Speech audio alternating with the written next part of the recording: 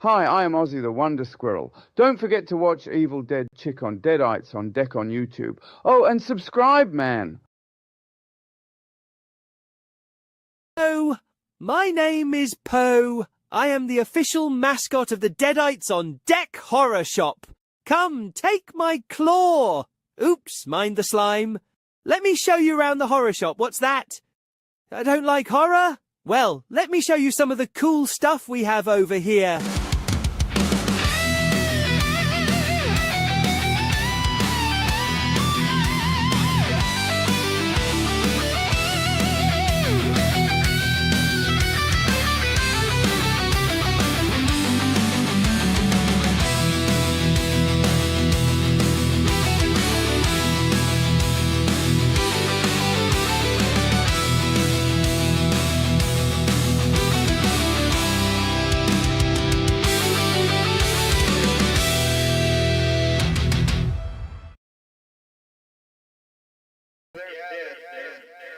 All messed up.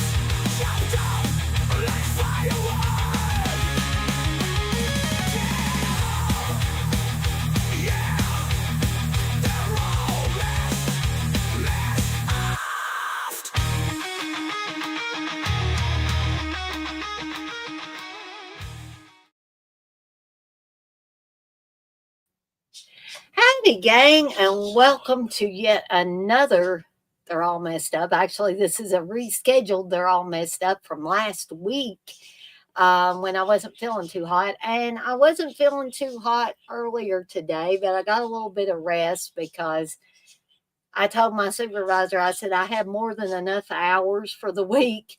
Actually, I'm going to be into overtime as usual. And I said, I'm not feeling too great. Could I, take off a little early? So, hey, the poet. And yes, tomorrow will be Halloween. And I'm going to try to do something special for you guys and gals, maybe some kind of vlog like I did last year. We'll see what I can do.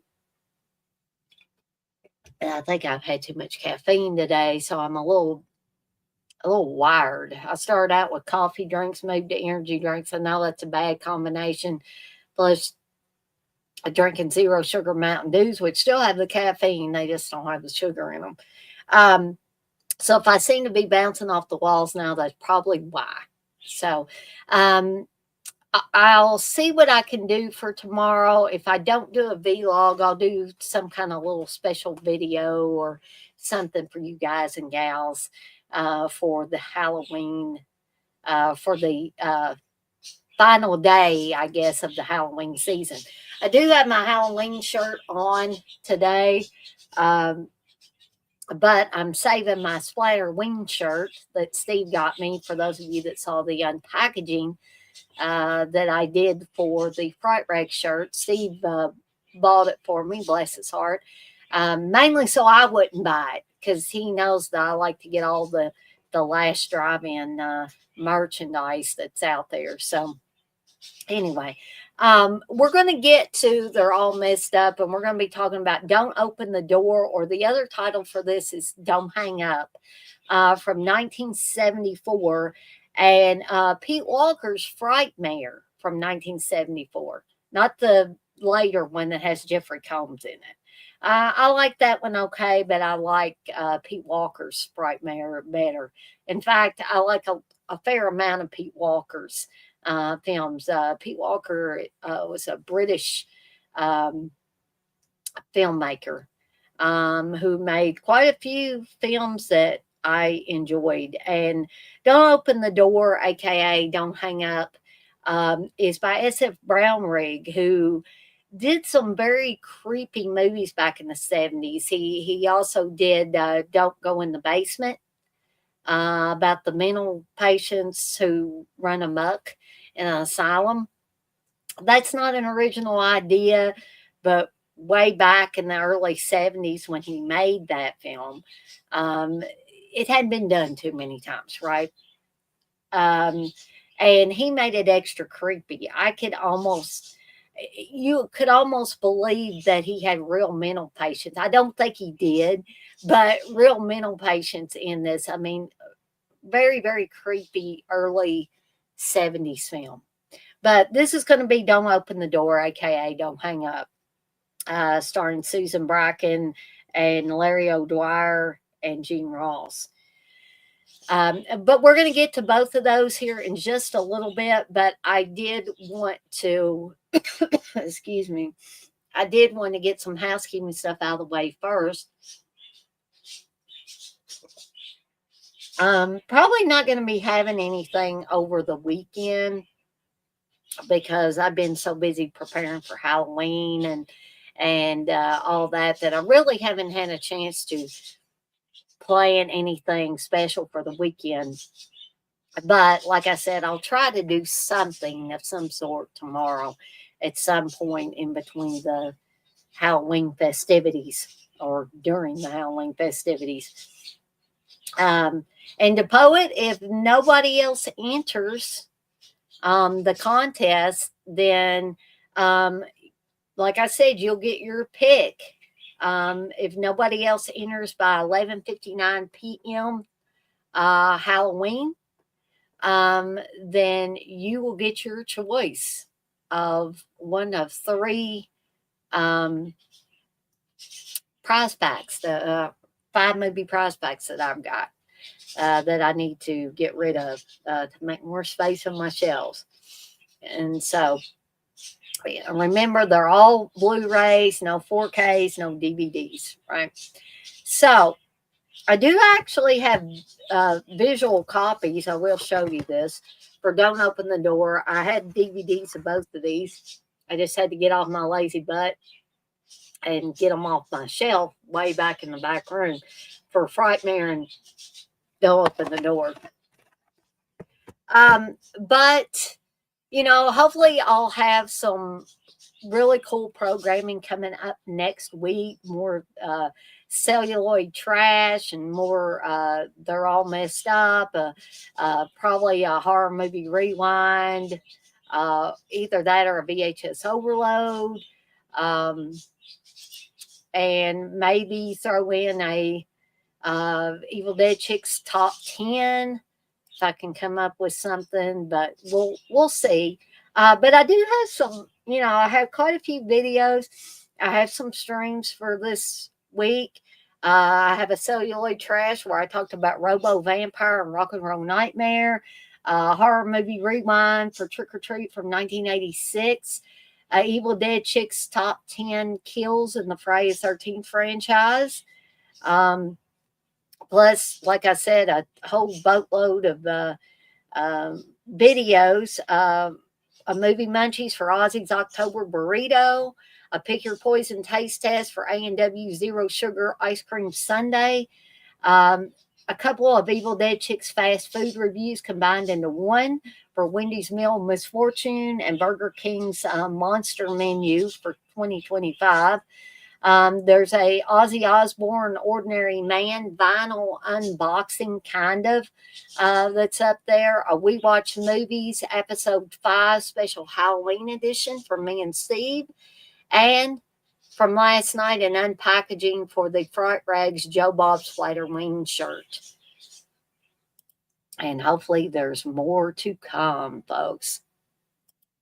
And so before we get to these movies, I just want to remind you guys and gals that there are several ways that you can support me in the channel. Because yes, I reached the 1,000 subscriber milestone, but hey, I'm going to keep going. I'm enjoying the new people as well as my more established people that come in to the streams and watch the videos on a regular basis. I currently have 1,011 subscribers, so it's continually growing, and that makes me happy. And hopefully, I continue to entertain you folks out there. So, but I am not against growing a little bit here and there. Maybe I'll reach another milestone. Maybe I'll eventually get to 2,000 subscribers, and just keep building from there. But there are several different ways you can support me in the channel, and it won't cost you a dime. I appreciate the super chats and the super stickers and joining my channel and joining my Patreon. But I realize that especially in this day and age, everybody is not made out of money. So I want you to know that you can support me and not spend any money. So one way is by subscribing. If you've been on the fence about subscribing, now there's no better time like the present to subscribe to a channel that you enjoy, right? And support that channel. Whether that's my channel or somebody else's channel, just, keep that in mind. Hit that notification bell so you don't miss any of the new content I've got coming out. Hit that like button on stuff that you especially enjoy. And hey, if you enjoy all of it, hit that like button all across the board. And here's one more way that you can support me in the channel, and it won't cost you a dime, won't cost anybody you tell about the channel a dime. That's by sharing with friends and family members my channel name or channel handle, which once again, I will put this in the chat for you guys and gals and make it really easy for you. And here's a way you can support me and the channel and my shop. All in one go. It will cost you something if you buy something, but head on over to deaditesondeck.com and shop to your heart's content, or window shop, kind of get ideas for Christmas, for the horror fan you're like. And don't forget, I do custom work, folks. If you either don't like horror at all, or you like horror and you don't find a design that suits you, I have a handy dandy form on the homepage of the shop site that you can fill out and let me know what it is you so desire. Also, if you yourself have a side business or you've started a new business and you need custom shirts with a particular logo, or hats, or mouse pads, or tote bags even, I'm your gal, okay? I would be glad to work with you, and I will offer a discount. If you say, hey, Dana, I need this put on 25 shirts, I will give you a discount, plus a flat rate of shipping that is $6. That doesn't matter if you buy 5 shirts, 10 shirts, 25 items total. It's still going to be $6 shipping, folks. Now, how many places can you get a deal like that? I don't know too many, especially right now with the economy the way it is and all that. So now that I'm out of breath, and now that I got that all out of the way, let's get to these movies, shall we? And I hope I still have some people in here. All right. So the first one is SF Brownrigg's Don't Open the Door, which if I can pick up the DVD, I will show you that again. This is the DVD of it. It was put out by VCI Entertainment in 2002. So I've had that for quite a while. And, this only had 4 on-screen deaths that I saw upon rewatching it. For some reason, I thought there were more deaths in it, but I still love me some SF Brownrigg movies. They are fantastic. They're just shy of being classics to me. Very, very creepy films. All of the ones that he's done or they did that I've seen. So we've got these 4 deaths. A woman is stabbed to death near the beginning of the film in a flashback sequence. A man bludgeoned with a hammer. A man stabbed in the back, and a man forced off the stairs to his death. So what's the story of Don't Open the Door, aka Don't Hang Up? So SF Brownrigg, I had forgotten about this. He also did Keep My Grave Open, which is another very creepy film. I was watching it. Actually, Steve started out watching it with me, but he fell asleep. But don't let that fool you guys and gals, right? Because I found it to be very creepy and very effective. I think the only one of these that they talk about is Scum of the Earth that I haven't seen yet, and maybe I should take a look at that. But what is Don't Open the Door about? So we have the scheming lawyer and doctor and guy that owns the local museum, who are, I think, essentially poisoning this old woman so that they can get her house. The lawyer wants her house. The guy that owns the museum wants all her antique stuff that she's got in the house. And so they're basically all working together. The doctor's not too keen on basically overdosing her with medication, but he's doing it because I think he's scared of the lawyer guy. So the lawyer's woman doesn't like what he's doing. She basically tells him, I've seen you do a lot of bad things, but this is the worst, what you're doing to this old woman. And I'm going to tell her granddaughter. And he basically threatens her, don't you dare call her and tell her what's going on here. We don't want her back here.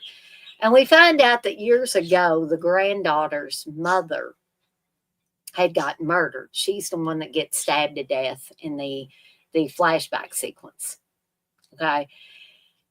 And they don't make you wait too long to figure out who stabbed to death the mother, and who is, making the phone calls, the creepy phone calls to the granddaughter, and all that. This was only PG rated, so there's a fair amount of blood, but it's not an extremely bloody film. But it is an effective film. So I can go ahead and give a I'm actually going to move my logo back over on the other side so I can give this a rating. I'm not going to give it the top rating, but I am going to give it 4 deadites out of 5 because I think the SF Brownrigg stuff, like I said, all the stuff I've seen is usually very creepy and very effective. Okay. So that, again, is Don't Open the Door from 1974. I don't know why it says 1979 on the back of this. And it also says 90 minutes. And this thing ain't 90 minutes long. It's shorter than that. All right. So the next one is, like I said, Pete Walker's Frightmare. And that's a black and white image of Sheila Keith, who was in several of Pete Walker's films. There's another picture there. I think that's like the poster, maybe. And this is a little bit more bloody than, definitely more bloody than Don't Open the Door. I'm not sure where that picture came from right here, because I don't recall seeing that in the film at all. And maybe I missed something, but I really don't. I don't remember that. This was put out by Image Entertainment. It's only 83 minutes long. It doesn't even feel that long because it's a fun little cannibal film. This is the one that has the cannibal mama. You don't think Jack the Pumpkin's lit up? Well, he is. He is the poet, but it's hard to see him unless I have it completely dark in the room. He actually has a. Let me. There we go. Trying to get him where you can see. He doesn't have a really bright light in him, the poet. But see, if I keep the room really dark, you can't really. Steve says I have the room too dark whenever I do that. But yeah, sorry that I can't really show the room and me and Jack in the appropriate light. But yeah, it does appear that Jack's not lit up when he's like that. But anyway, back to Frightmare. Let's talk about these kills in here. We have a total of 5 kills in this one. Just one more, actually, than don't open the door. So we have a man who has half of his head and his face sliced off with a sharp implement near the beginning of the film. A woman stabbed with a flaming hot fireplace poker, which is pretty cool. A man beat to death. A man repeatedly stabbed with a pitchfork, which is pretty good. And a man chopped with a meat cleaver, which you don't actually see him chopped. That happened off screen, but you see the after effects of that. So, again, Frightmare is about a cannibal mama, played by Sheila Keith. So you have a stepdaughter who is trying to help her father protect his second wife. She's the daughter from the first marriage, and she's trying to help her father out. We see at the beginning of the film that both the husband and wife are sentenced to not prison, not death, but to be in a mental hospital until they are proven sane. So it wasn't really the father that should have been institutionalized, but it should have been Dorothy, the mother and stepmother, because Jackie, the daughter from the first marriage her father had, has a stepsister. And Jackie's the one that's trying to protect her stepsister. And she, she got her stepsister out of an orphanage because after the parents were sent to the mental hospital, she got sent away. Hey, Gory Tiger. And they did not want her to know anything about it. But she's basically a 15-year-old juvenile delinquent. She obviously looks older than 15. And Jackie is protective of her. Her stepsister comes home late and she says, "What are you doing coming in so late?" And she says, "Well, if you can go out at all hours of the day and night, then I can come in at 2 a.m. or whatever." And Jackie really has no response to that. And then we soon see her sneaking out of the flat or what I think it's a flat because this is in England, to go to her father and her stepmother's house, and she brings her meat. And she thinks that that's going to help Dorothy not go back to her cannibal ways again. But unfortunately, it turns out that Dorothy's already went back to her cannibal ways quite a bit before the events in the film, the main part of the film. And we see a lot of people dead in the barn covered up with hay that we didn't actually see killed on screen. So I couldn't really count them in the kill count, because I don't know what Dorothy did to them. And I like to describe to you guys and gals, because that's what the basic part, or not the basic part, the main part of they're all messed up is. So, like I said, I absolutely love Pete Walker slashers, as I call them, and this one's no less a slasher, folks. It might have to do with cannibalism, but not only does Dorothy use, pitchforks and knives and meat cleavers, she also has a handy dandy drill too that she uses as well to drill into people at various points in times. Usually after they're dead, though, I think, because I didn't actually see her using it on somebody before they were dead. So I'm going to give, for a rating, I'm going to give this one, because if you're a gorehound like me and you're looking for a little more visceral of an experience, then you're going to find it more with Frightmare. That doesn't mean that Frightmare is a much better movie than Don't Open the Door. Don't Open the Door, like I said, is very creepy and very effective with the phone calls, the creepy phone calls, and somebody watching the granddaughter when she comes home to take care of her ailing grandmother. And, you get a psycho-like feel to it because the killer is watching her through, cracks in the doorways and holes in the walls. And it's just, and extremely creepy. But for the purposes of they're all messed up, this one gets 5 deadites out of 5, folks. So, we had 4 deadites out of 5 for Don't Open the Door, and 5 deadites out of 5 for Pete Walker's Frightmare. So I don't think that's too bad. You think I should do a series on Jack? Or a series on Pete Walker? DeVoe it.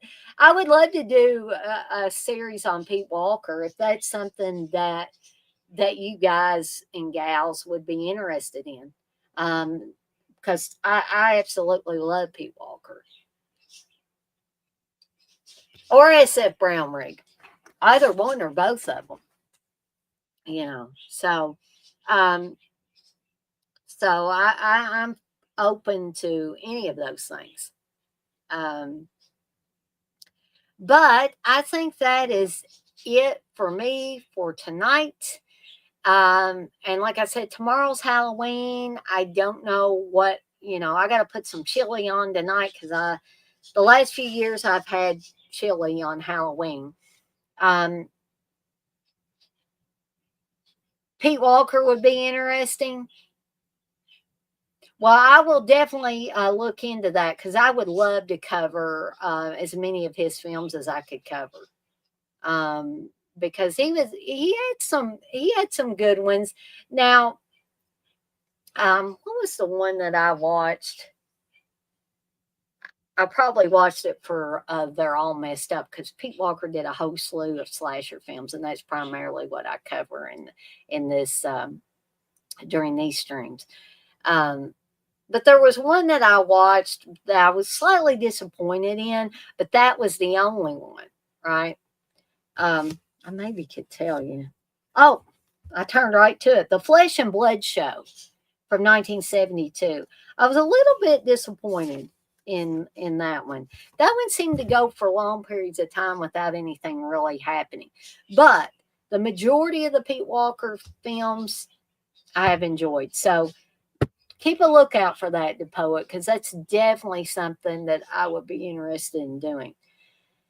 I need to come up with a snazzy name for it, though. But anyway, I guess that's all from me for tonight. And as always, I'm off like a dirty shirt. This shirt ain't dirty, but I'm off like one. And I want to remind everybody, as I always do before I get off of here for the night, to be kind to one another and blaze that trail. Have a fantastic rest of your Thursday night, folks. I keep thinking it's Friday because when I took off early today, and 2, I'm off tomorrow. So I keep thinking tomorrow is Saturday. Shouldn't be wishing my life away or thinking my life away, right? But if you love Ozzy as much as I do, get out there and blast some Ozzy and try your best to live the Aussie way. What do I mean by that? Don't stay stuck in the past, folks. Move forward from the present into the future and never, ever give up on your dreams. I'll see everybody next time. Y'all have a fantastic night, folks, and a fantastic Halloween.